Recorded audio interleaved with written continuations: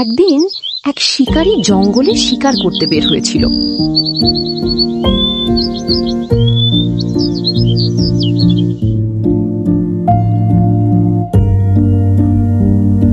অনেকক্ষণ ঘোরাঘুরির পর অবশেষে সে একটি ছোট্ট পাখিকে ধরে ফেলল। শেষ পর্যন্ত তোকে ধরতে পেরেছি। সকাল থেকে পুরো জঙ্গল চষে বেড়াচ্ছি, কিন্তু একটা ভালো শিকারও পাইনি। আজ তোকে নিয়ে বাড়ি ফিরব। এত সহজে তোকে আর ছেড়ে দেওয়ার কোনো প্রশ্নই ওঠে না। তুমি তো দেখছি অনেক বড় শিকারী। তোমার মতো সাহসী মানুষ নিশ্চয়ই জীবনে অনেক বাঘ শিকার করেছ, অনেক ভাল্লুক মেরেছ, আরো কত বড় বড় জন্তু ধরেছ। আমি তো একটা ছোট্ট পাখি, আমার ওজন 100 গ্রামও হবে না। আমাকে খেয়ে তোমার কি লাভ হবে? এতে তো তোমার পেটের এক কোণাও ভরবে না। তার চেয়ে যদি আমাকে ছেড়ে দাও, তাহলে আমি তোমাকে এমন 3টি মূল্যবান বাণী শোনাবো যা তোমার সারা জীবন কাজে লাগবে। 3টে মূল্যবান বাণী? তুই তো বেশ মজার কথা বলছিস। তবে একটা কথা ঠিক, তোকে খেয়ে আমার তেমন কোনো লাভও হবে না। যদি সত্যি তোর কথাগুলো আমার কাজে লাগে, তাহলে তোকে ছেড়ে দেওয়াই ভালো। আমি মিথ্যে বলছি না, তবে একটা শর্ত আছে। আমি প্রথম বাক্যটি বলবো তোমার হাতের ওপর বসে, দ্বিতীয় বাক্যটি বলবো এই গাছের ডালে বসে, আর তৃতীয় বাক্যটি বলবো গাছের মগ ডালে বসে। তাহলেই তুমি 3টি কথাই ঠিকভাবে শুনতে ও বুঝতে পারবে। ঠিক আছে, আমি তোকে বিশ্বাস করলাম। তবে কথা রাখবি, 3টি উপদেশই আমাকে দিবি। তাহলে মন দিয়ে শোনো।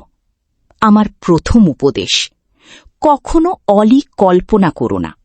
যে কথা বাস্তবে হওয়াই অসম্ভব, সেই কথা কোনো দিন বিশ্বাস করো না। মানুষ যখন না ভেবে অবাস্তব কথা বিশ্বাস করে, তখন সে নিজের সবচেয়ে বড় ক্ষতিটা নিজেই করে ফেলে। বাহ, কথাটা সত্যিই অনেক দামি। আমি বুঝতে পারছি, অবাস্তব কথা বিশ্বাস করলে মানুষ সহজেই ঠকে যায়। এই উপদেশটা আমি মনে রাখব। এবার আমাকে ওই গাছের ডালে যেতে দাও। সেখানে বসেই আমি তোমাকে দ্বিতীয় উপদেশটা বলবো।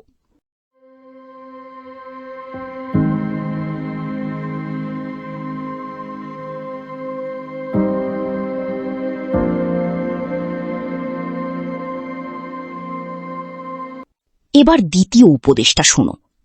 যা একবার তোমার হাতছাড়া হয়ে গেছে, তা নিয়ে কোনো দিন আফসোস করো না। চলে যাওয়া জিনিসের জন্য সারা জীবন কষ্ট করলে শুধু নিজের মনটাই ভারী হবে, কিন্তু হারানো জিনিস আর কখনো ফিরে আসবে না। এটাও খুব সুন্দর কথা বলেছিস। সত্যি, যার আমার নেই তা নিয়ে আফসোস করে কোনো লাভ নেই, বরং সামনে কি আছে সেটাই ভাবা উচিত। এবার তৃতীয় উপদেশটা বল। এতক্ষণ ধরে অপেক্ষা করছি, নিশ্চয়ই এটাও আগের দুটোর মতোই মূল্যবান হবে। তৃতীয় উপদেশটা বলার আগে একটা জিনিস দেখে নিতে চাই। আগের 2টি উপদেশ তুমি শুধু কান দিয়ে শুনেছ, নাকি সত্যি মন দিয়ে বুঝেছ? অবশ্যই বুঝেছি। এবার তৃতীয় কথাটা বল। তাহলে শোনো, আমার পেটের ভেতরে 200 গ্রাম ওজনের একটা অমূল্য মুক্তো আছে। তুমি যদি আমাকে না ছাড়তে, তাহলে আজ সেই মুক্তো পেয়ে তুমি খুব সহজেই ধনী হয়ে যেতে। কি বললি?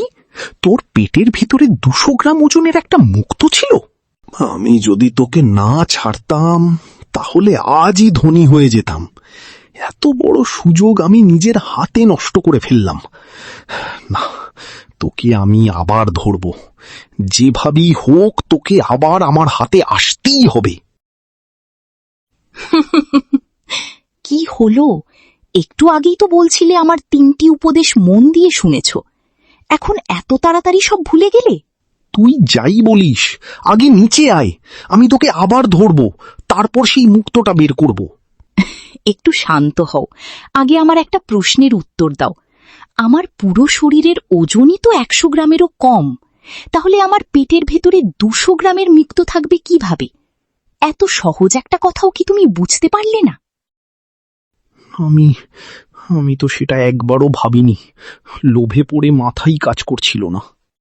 সেটাই তো আমার প্রথম উপদেশ ছিল। যে কথা বাস্তবে হওয়াই অসম্ভব, সেই কথা কখনো বিশ্বাস করো না। কিন্তু তুমি এক মুহূর্তও না ভেবে আমার কথাই সত্যি বলে মেনে নিলে। আর দ্বিতীয় উপদেশটাও মনে করো, আমি বলেছিলাম যা একবার হাতছাড়া হয়ে গেছে তা নিয়ে কখনো আফসোস করো না। অথচ তুমি এখন আমাকে হারানোর জন্য কাঁদছ, লাফাচ্ছ আর নিজের ভাগ্যকে দোষ দিচ্ছ। তুই ঠিকই বলেছিস, আমি সত্যি দুটো উপদেশই ভুলে গেছি। এবার অন্তত তৃতীয় উপদেশটা বল। আমি কথা দিচ্ছি এবার মন দিয়ে শুনব এবং সারা জীবন মনে রাখব। না, যে মানুষ প্রথম দুটি উপদেশ শুনেও তা নিজের জীবনে কাজে লাগাতে পারে না, তাকে তৃতীয় উপদেশ দিয়ে কোনো লাভ নেই। উপদেশ শুধু কান দিয়ে শুনলেই হয় না, সেটা মন দিয়ে বুঝতে হয় এবং জীবনে মেনে চলতে হয়। আমাকে ক্ষমা করে দে, আমি লোভে অন্ধ হয়ে গিয়েছিলাম। এখন আমি আমার ভুল বুঝতে পেরেছি। মনে রেখো, তোমার মতো বোকা ও লোভী মানুষের কারণেই প্রতারকেরা মানুষের বিশ্বাস নিয়ে খেলা করার সুযোগ পায়। তাই কোনো কথা বিশ্বাস করার আগে ভালো করে চিন্তা করবে, আর যা হারিয়ে গেছে তার জন্য আফসোস না করে সামনে এগিয়ে যাওয়ার চেষ্টা করবে। সেই দিন শিকারী বুঝেছিল জ্ঞান শুধু শুনলেই হয় না, জীবনে প্রয়োগ করতে হয়।